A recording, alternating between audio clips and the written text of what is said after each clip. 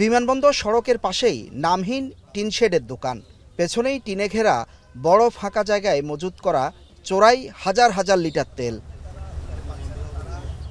স্থানীয়রা জানান, পতেঙ্গার এই সড়কে দীর্ঘদিন ধরেই এমন রমরমা ব্যবসা চলছিল। আশেপাশের অন্তত ৮ থেকে ১০টি গোপন স্পটে প্রতিদিন বিক্রি হতো হাজার হাজার লিটার তেল।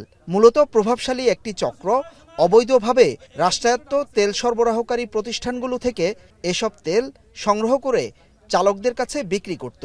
এখানে আরো নেভাল লুটে আছে অনেকগুলোর দোকান, 2-3টা দোকান।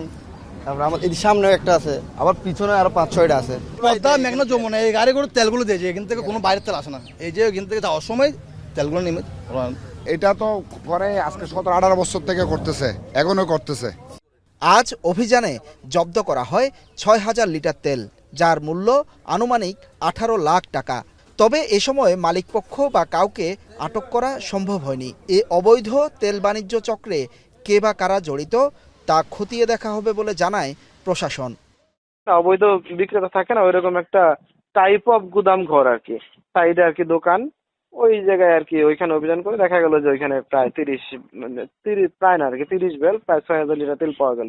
যে পতেঙ্গা থানার আন্ডারে ভাই, পতেঙ্গা থানায় উনি ওসি, উনি মামলা দিতেছেন। তবে লোক দেখানো অভিযান নয়, রাষ্ট্রীয় সম্পদের অপচয় বন্ধে কার্যকর পদক্ষেপ দেখতে চান স্থানীয়রা। হোসাইন জিয়াদ, এখন, চট্টগ্রাম।